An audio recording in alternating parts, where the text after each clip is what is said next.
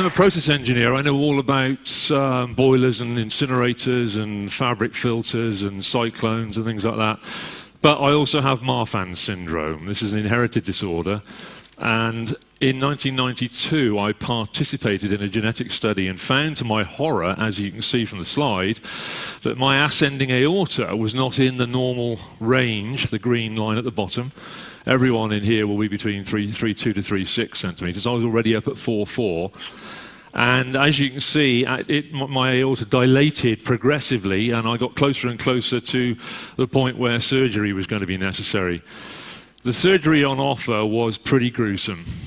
Anesthetize you, open your chest, put you on an artificial heart and lung machine, drop your body temperature to about 18 centigrade, stop your heart, cut the aorta out, replace it with a plastic valve and a plastic aorta, and most importantly, commit you to a lifetime of anticoagulation therapy, normally warfarin. The thought of the surgery was not attractive. The thought of the warfarin was really quite frightening. So I said to myself, I'm an engineer, I'm in R&D, this is just a plumbing problem. I can do this, I can change this.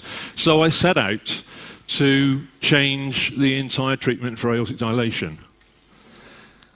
The project aim is really quite simple.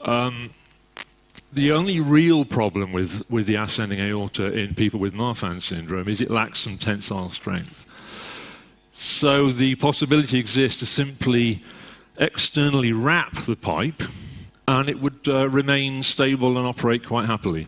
If your high-pressure hose pipe or your high-pressure hydraulic line bulges a little, you just wrap some tape around the outside of it. It really is that simple in concept, though not in execution.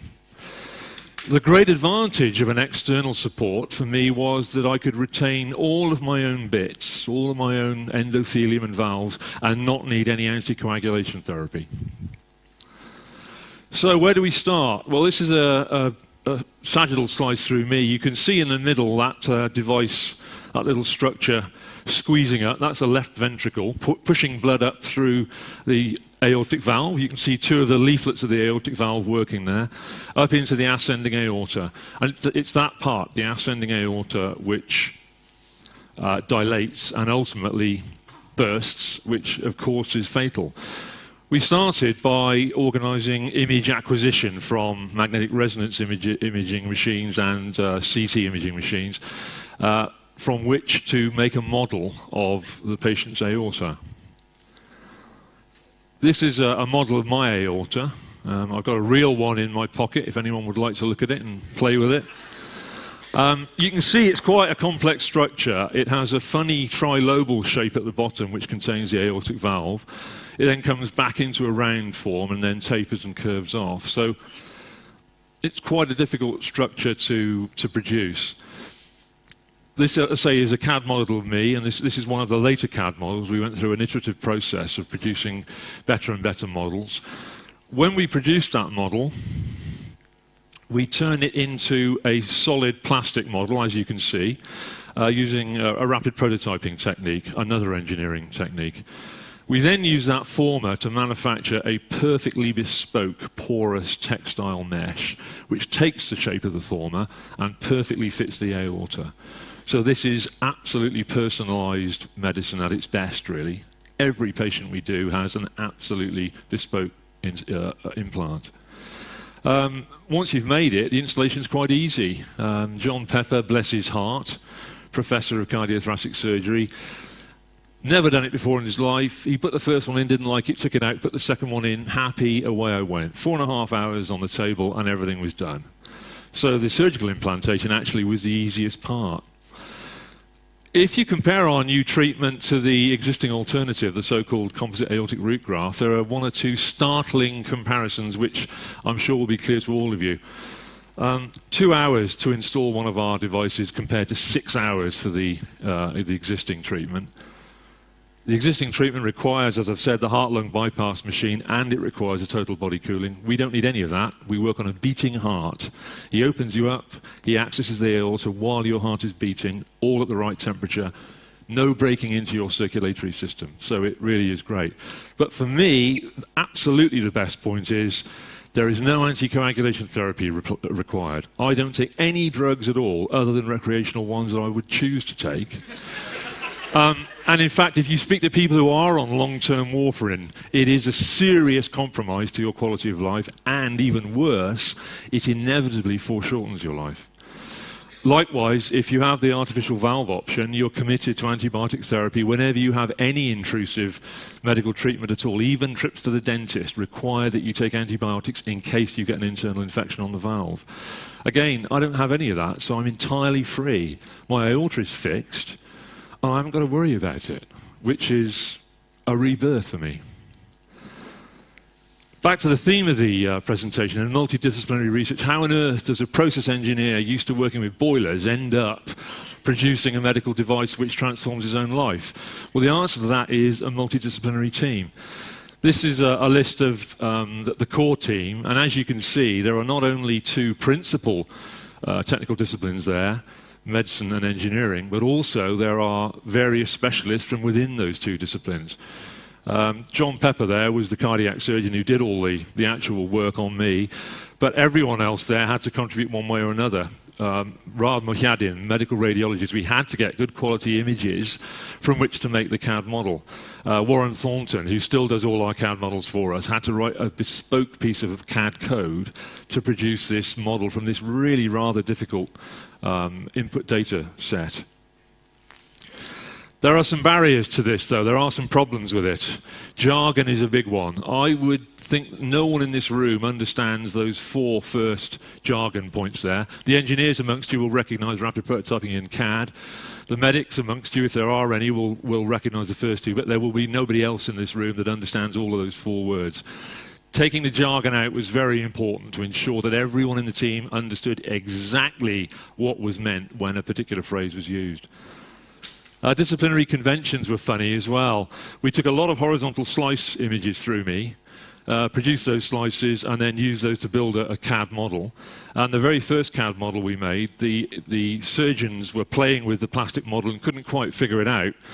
And then we realized that it was actually a mirror image of the real aorta. And it was a mirror image because in the real world, we always look down on plans of houses or streets or maps. In the medical world, they look up at plans. So the horizontal images were all an inversion. So one needs to be careful with disciplinary conventions. Everyone needs to understand what is assumed and what is not assumed. Institutional barriers were another serious headache in the project. The Brompton Hospital was taken over by Imperial College's School of Medicine, and there is some seriously bad relationship problems between the two organisations. I was working with Imperial and the Brompton, and this generated some serious problems for the project, really problems that shouldn't exist. Research and Ethics Committee. If you want to do anything new in surgery, you have to get a licence from your local research and ethics. I'm sure it's the same in Poland. There will be some form of equivalent which licenses new types of surgery. We didn't only have the bureaucratic problems associated with that, we also had professional jealousies. There were people on the Research and Ethics Committee who really didn't want to see John Pepper succeed again because he is so successful, and they made extra problems for us. Bureaucratic problems, ultimately when you have a new treatment, you have to have a guidance note going out for all of the hospitals in the country. In the UK, we have the National Institute for Clinical Excellence, NICE. You'll have an equivalent in Poland, no doubt. And we had to get past the NICE problem. We now have a great clinical guidance out on the net, so any other hospital that's interested can come along, read the NICE report, get in touch with us, and then get doing it themselves. Funding barriers, another big area to be concerned with. A big problem with understanding one another's perspectives. When we first approached one of the big UK charitable organisations that funds this kind of stuff, what they were looking at was essentially an engineering proposal. They didn't understand it. They were doctors. They were next to God. It must be rubbish. They binned it. So in the end, I went out to private investors, and I just gave up on it. But I mean, most R&D is going to be institutionally funded by the Polish Academy of Sciences or the Engineering and Physical Science Research Council or whatever, and you need to get past those people. Jargon is a huge problem when you're trying to work across disciplines because, you know, in an engineering world, we all understand CAD and RP, not in the medical world.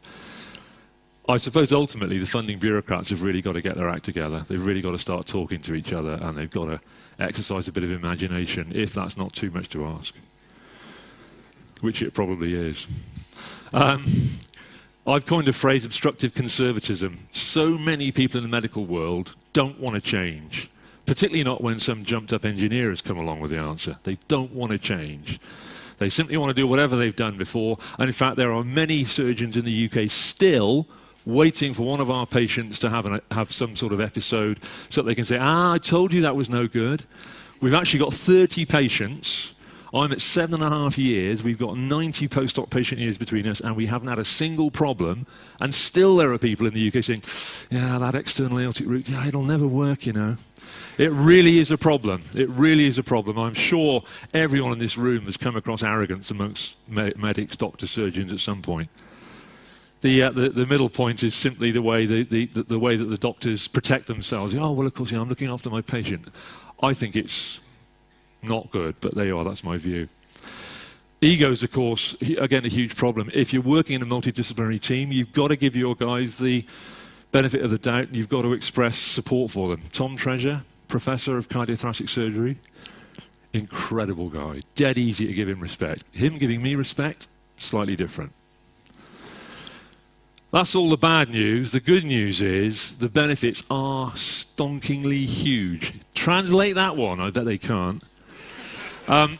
When you have a group of people who have had a different professional training, a different professional experience, they not only have a different knowledge base, but they have a different perspective on everything. And if you can bring those guys together and you can get them talking and understanding each other, the results can be spectacular. You can find novel solutions, really novel solutions that have never been looked at before, very, very quickly and easily. You can shortcut huge amounts of work simply by using the extended knowledge base you have. And as a result, it's an entirely different use of the technology and the knowledge around you. The result of all this is that you can get incredibly quick progress on incredibly small budgets. I'm so embarrassed at how cheap it was to get from my idea to me being implanted that I'm not prepared to tell you what it cost. Because I suspect there are absolutely standard surgical treatments, probably in the USA, which cost more for a one-off patient than the cost of us getting from my dream to my reality. That's all I want to say, and I've got 3 minutes left, so Eva's going to like me. If you have any questions, please come up and talk to me later on. It'll be a pleasure to speak with you. Many thanks.